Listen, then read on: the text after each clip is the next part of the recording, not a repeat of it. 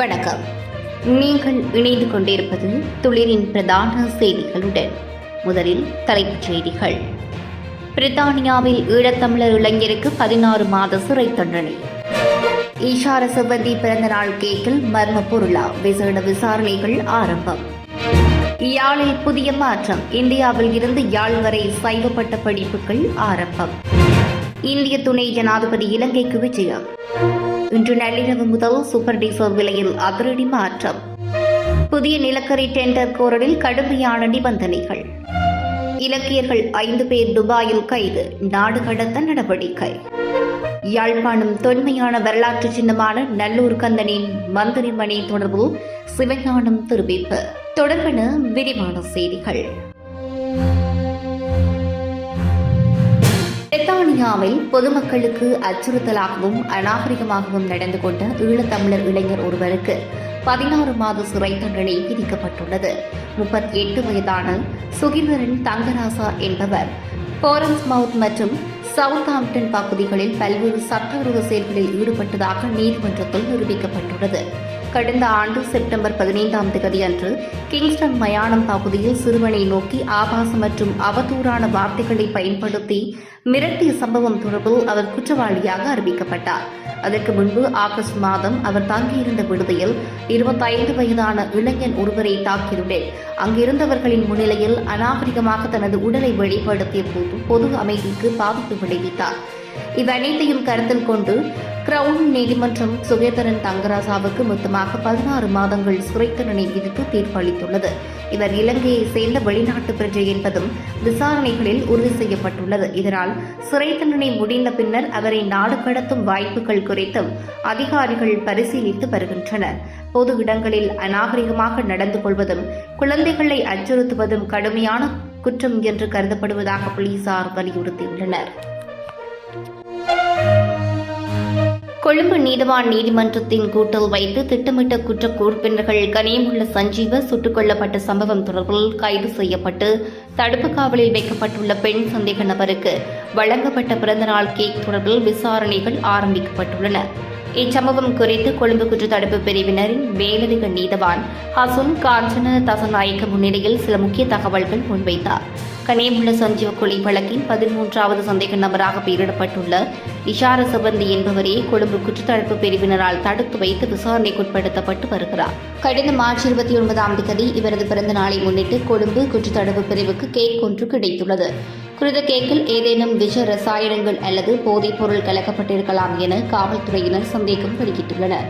இது தொடர்பில் முக்கியமான விசாரணைகள் ஆரம்பிக்கப்பட்டுள்ளதாக தெரிவித்த காவல்துறையினர் குறித்த கேக்கை அரசு ரசாயன பகுப்பாய்வாளர்களிடம் ஒப்படைத்து அறிக்கை பெறுவதற்கு நீதிமன்றம் அனுமதி கோரியுள்ளதாகவும் தெரிவிக்கப்பட்டுள்ளது. யாழ்ப்பாணத்தில் சைவ சமய கல்வியை உயர்கல்வி நிலைக்கு கொண்டு செல்லும் நோக்கில் தருமை ஆதீனம் புதிய கல்வி திட்டத்தை அறிமுகப்படுத்தியுள்ளது. இந்த முயற்சியின் கீழ் சைவ சித்தாந்தம், ஆகமங்கள், தேவார திருப்பாடல்கள், சைவ தத்துவம் உள்ளிட்ட துறைகளின் பட்டப்படிப்புகள் தொடங்கப்பட உள்ளதாக அறிவிக்கப்பட்டுள்ளது. இத்திட்டம் இலங்கையில் சைவ சமய பாரம்பரியத்தை பாதுகாக்கவும் இளைஞர்களுக்கிடையே ஆன்மீக கல்வியை ஊக்குவிக்கவும் முக்கியமான கட்டமாக கருதப்படுகிறது. இந்தியாவின் மயிலாடுதுறை பகுதியில் செயற்பட்டு வரும் தரும் ஆதீனம் நீண்ட காலமாக சைவ சமய பரப்பில் கல்வி மற்றும் ஆன்மீக சேவைகளில் ஈடுபட்டு வருகின்றது.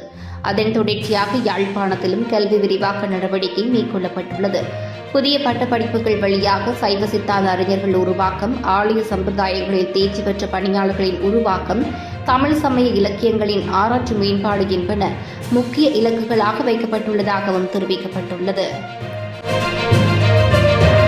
ஜனாதிபதி பணிக்குழாம் பிரதானி பிரபாத் சந்திரகீர்த்தி மற்றும் இந்திய பிரதி உயர்ஸ்தானிகர் கலாநிதி சத்யஞ்சன் பாண்டே ஆகியோருக்கு இடையிலான சந்திப்பொன்று நேற்று பிற்பகல் ஜனாதிபதி அலுவலகத்தில் நடைபெற்றது.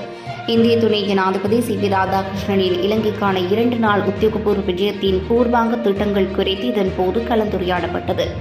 இந்திய துணை ஜனாதிபதி அனுரகுமார் நாயக்க மற்றும் பிரதமர் கலாநிதி ஹரணி அமரசூரிய ஆகியோருடன் கலந்துரையாடல்களை மேற்கொண்டார். மேலும் தற்போது நிறைவு செய்யப்பட்டுள்ள இந்திய உதவி திட்டங்கள் மற்றும் எதிர்காலத்தில் ஆரம்பிக்கப்பட உள்ள திட்டங்கள் குறித்தும் இதன்போது விரிவாக ஆராயப்பட்டது. இந்திய உயர்ஸ்தானிக காரியாலயத்தின் அபிவிருத்தி ஒத்துழைப்பு ஆலோசகர் மைத்ரே குல்கர்னி, அரசியல் ஆலோசகர் மற்றும் சான்சரி பிரிவு தலைவர் கலாநிதி ராம்பூசி மற்றும் ஜனாதிபதியின் சிரேஷ்ட மேலதிக செயலாளர் ரோஷன் கமகே ஆகியோரும் இந்த சந்திப்பில் பங்கு பற்றியிருந்தவை குறிப்பிடத்தக்கது. ஸ்னோபெக் நிறுவனம் நேற்று நள்ளிரவு முதல் அமுலுக்கு வரும் வகையில் சூப்பர் டீசலின் விலையை அதிகரித்துள்ளது. இதன்படி 572 ரூபாவாக காணப்பட்ட 1 லிட்டர் சூப்பர் டீசலின் விலை 28 ரூபாவினால் அதிகரிக்கப்பட்டுள்ளது.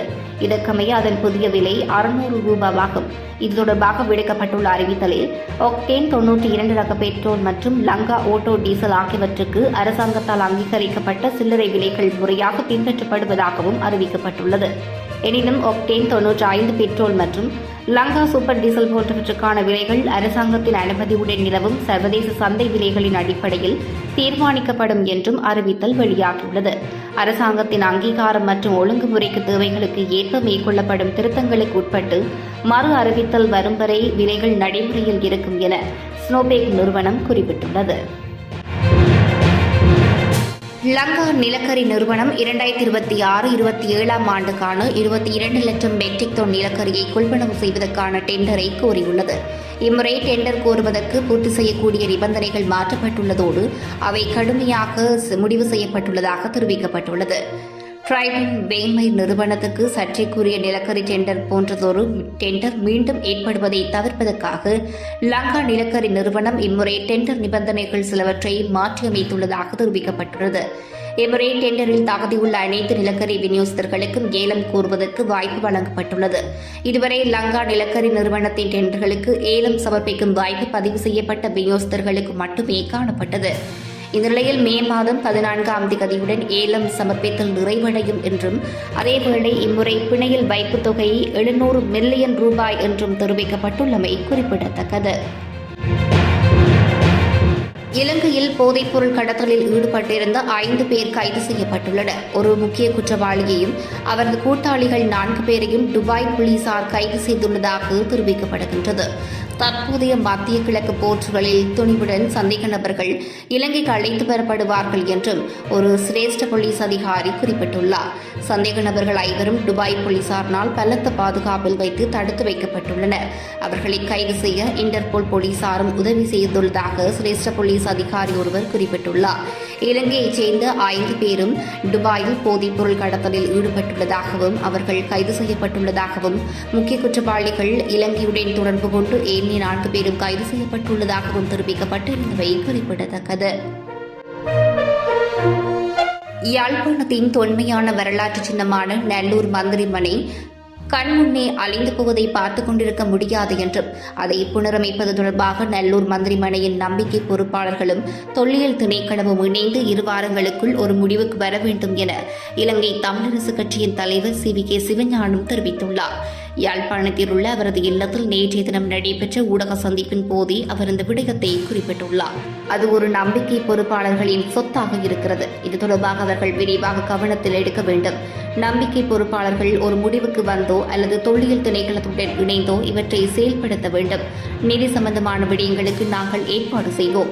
நல்லூர் மந்திரிமனையை நம்பிக்கை பொறுப்பாளர்கள் புனரமைப்பு செய்வது என்று சொன்னால் ஏற்கனவே நிதி இல்லை என்று தெரிவித்தார்கள். அதற்கு செலவில்லாமல் நாங்கள் நிதியுதவி செய்வதாக உறுதியளிக்கிறோம். அந்த முடிவுக்கு அவர்கள் வர வேண்டும். இல்லை என்றால் தொல்லியல் திணைக்களம் பொறுப்பெடுத்து செய்வதற்கு நம்பிக்கை பொறுப்பாளர்கள் அங்கீகாரம் வழங்க வேண்டும் என்றும் குறிப்பிட்டுள்ளார்.